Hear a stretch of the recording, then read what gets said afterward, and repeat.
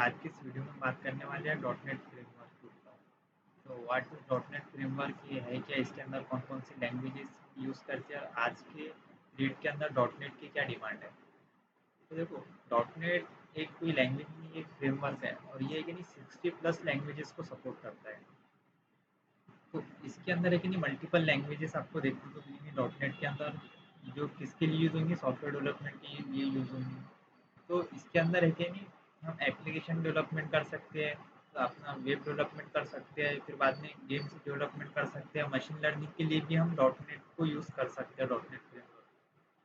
तो देखो, जो डॉट नेट फ्रेमवर्क है इसके अंदर हम कौन कौन से टाइप्स के लैंग्वेजेस यूज़ करते हैं। देखो, सबसे पहले तो हमारी जो प्रोग्रामिंग लैंग्वेजेस आती है हम इसके अंदर यूज़ करते हैं प्रोग्रामिंग लैंग्वेजेस, काय के लिए, बैकएंड के लिए।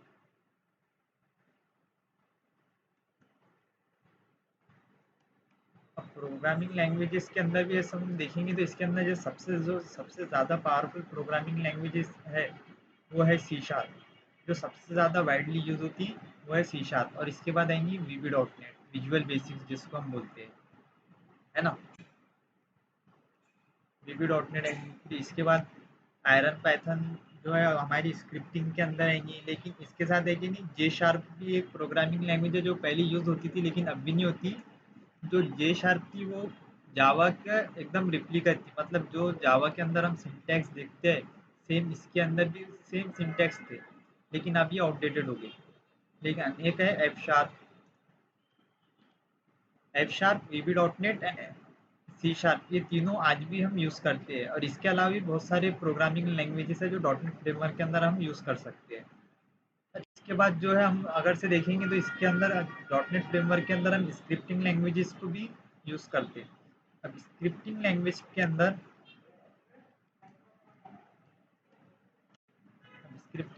के अंदर हमारे कौन कौन सी लैंग्वेजेस देखने को मिलेंगी। सबसे पहले पावर शेल, आयरन पाइथन, जे स्क्रिप्ट डॉट नेट। तो ये सारे क्या है, स्क्रिप्टिंग लैंग्वेजेस हो गए। ठीक है। अब ये हो गए प्रोग्रामिंग लैंग्वेजेस और स्क्रिप्टिंग लैंग्वेजेस। अब फ्रंट एंड के लिए हम इसके अंदर क्या यूज़ करते हैं। अब फ्रंट एंड के लिए आप कोई भी जैसा टेक्नोलॉजी को यूज़ करो तो इसके अंदर है कि नहीं हमें HTML यूज़ करेंगे हम मैक्सिमम टाइम। आप कोई भी जैसा फ्रेमवर्क यूज़ करो या फिर कोई भी टेक्नोलॉजी यूज़ करो, आप कोई भी लैंग्वेजेस के साथ जैसा वर्क करो, आप चाहे पाइथन यूज़ कर रहे हो, आप चाहे जावा यूज़ कर रहे हो, तो आपको जैसा जो तीन लैंग्वेजेस है HTML CSS और जावा स्क्रिप्ट। HTML CSS तो आपको कंपलसरी सीखनी पड़ेंगी, आप चाहे कोई भी इसमें काम करो। अब आपको HTML और CSS क्यों सीखनी पड़ेगी, क्योंकि जो हमारा ब्राउज़र है, ब्राउज़र को लैंग्वेजेस समझ में नहीं आती, उसको सिर्फ टेक्स्ट समझ में आता। उसको सिर्फ जो, और वो सबसे इजी मान सबसे जैसा कॉम्पेटिबल जो लैंग्वेज है वो है HTML के अलावा भी दूसरे हैं, लेकिन जो हम यूज़ करते हैं वो HTML को वाइडली यूज़ करते हैं। ठीक है। आप चाहे कोई भी लैंग्वेजेस यूज़ करो तो आपको HTML और CSS कॉमनली देखने को मिलेगा। और फिर इसके बाद जो है क्यूरी लैंग्वेजेस, हमको जब बैकएंड से रिएक्ट करने का है तो ये है कि नहीं क्यूरी लैंग्वेजेस को सपोर्ट करेंगे। कौन सी क्यूरी लैंग्वेज है। अब क्यूरी के लिए हम यहाँ इसके अंदर यूज़ करेंगे एसक्यूएल को।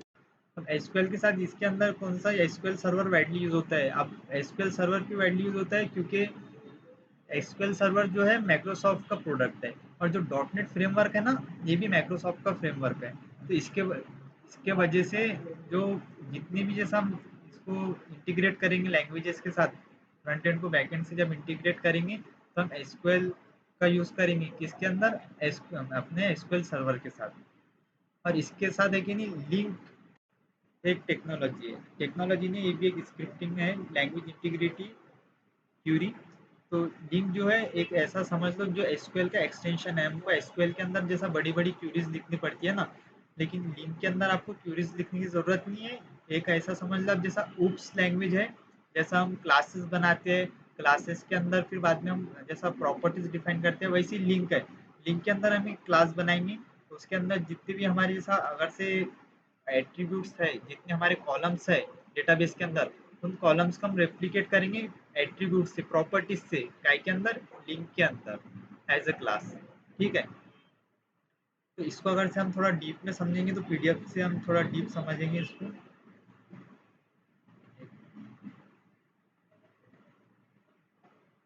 देखो सबसे पहले डॉट नेट क्या है।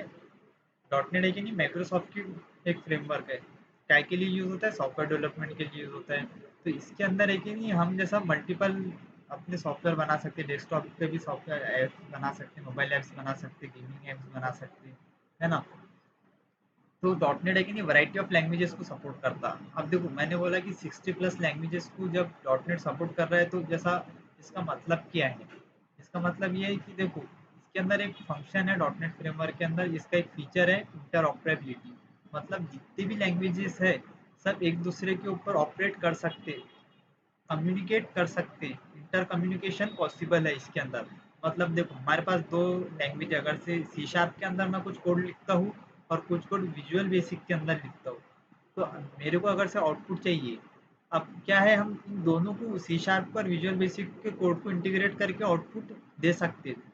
ये इसका फीचर है। मतलब दो अलग अलग लैंग्वेजेस के अंदर, प्रोग्रामिंग लैंग्वेजेस के अंदर कोड करके हम आउटपुट निकाल सकते हैं। ऐसे समझ लो जैसे आपको समझना तो एक पाइथन है और जावा है, आप पाइथन और जावा को इंटीग्रेट नहीं कर सकते ना, है ना, क्योंकि दोनों भी एक डिफरेंट लैंग्वेज है, लेकिन डॉट नेट के अंदर आप कर सकते हैं। ठीक है,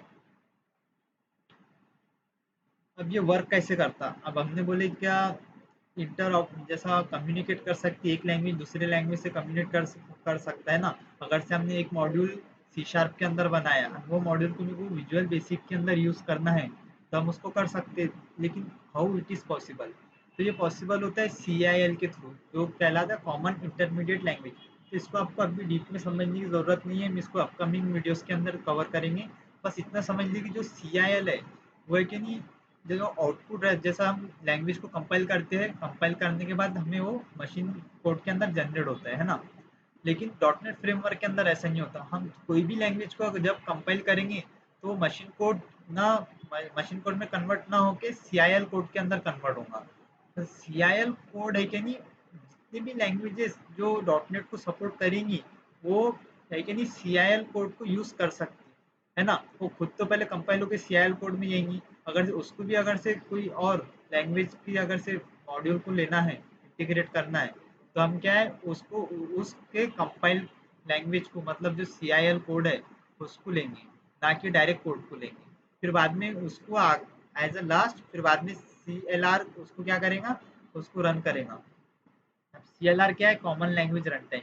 तो कॉमन लैंग्वेज रन टाइम ये क्या है, इसको भी हम अपकमिंग अपनी वीडियोस के अंदर कवर करेंगे। तो देखो इससे क्या है, जो क्रॉस प्लेटफॉर्म एप्लीकेशन है वो हम बना सकते हैं। This allow developers to build cross platform application with ease. ठीक है, अब इसकी यूजेस क्या है, यूजेस हुई हम वेब डेवलपमेंट कर सकते हैं इसके, इससे एप्लीकेशन डेवलपमेंट कर सकते हैं, डेस्कटॉप डेवलपमेंट कर सकते हैं। अब देखो .NET allows the creation of web application by utilizing technologies such as ASP.NET and ASP.NET Core. These applications are compatible with web servers such as IIS, Apache and Ignis. अब देखो ये क्या है, ये तो वेब सर्वर है IIS, Apache। अब देखो, अब डॉट नेट के थ्रू अगर से आपको वेब एप्लीकेशंस क्रिएट करना है तो कौन सी लैंग्वेजेस लगेंगी, आपको कौन सी टेक्नोलॉजी लगेंगी, ASP.NET और ASP.NET Core। ASP.NEट है कि नहीं, ये पुरानी हो गई, अभी भी मार्केट के अंदर यूज है, लेकिन ये प्लेटफॉर्म इंडिपेंडेंट नहीं है। मतलब ये है कि नहीं, आपको अगर से इसको दूसरे इसके अंदर आपको लिनक्स के ऊपर अगर से यूज करना है विंडोज के अलावा, तो आपको अलग से कुछ सॉफ्टवेयर इंस्टॉल करने पड़ेंगे, उसके बाद ही आप इसके जैसा जो प्रोडक्ट है उसको यूज कर सकते हैं। लेकिन ASP.NEट कोर है कि नहीं, वो कंपेटिबल है अक्रॉस द मल्टीपल प्लेटफॉर्म्स के ऊपर आप डॉट नेट कोर के प्रोजेक्ट को चला सकते हैं। फिर बाद में अगर से है तो डेस्कटॉप एप्लीकेशन, आप डेस्कटॉप एप्लीकेशन बना सकते हैं डॉट नेट फ्रेमवर्क का यूज़ करके। लेकिन इसके लिए आपको टेक्नोलॉजी कौन सी लगेगी, विंडोज फॉर्म्स की टेक्नोलॉजी लगेगी। फिर इसके बाद है मोबाइल एप्लीकेशंस। अब मोबाइल एप्लीकेशंस के लिए Xamarin यूज़ कर सकते हैं, डॉट नेट MAUI यूज़ कर सकते हैं, है ना। गेमिंग एप्लीकेशंस के लिए आपके पास है यूनिटी एंड मोनोगेम है। फिर मशीन लर्निंग के वास्ते भी मशीन लर्निंग को भी सपोर्ट करता है। मशीन लर्निंग के अंदर फिर आपको मिल जाएंगे ML.NET, टेंसर। अब देखो वाई डॉट नेट, आपको डॉट नेट क्यों चूज करना चाहिए।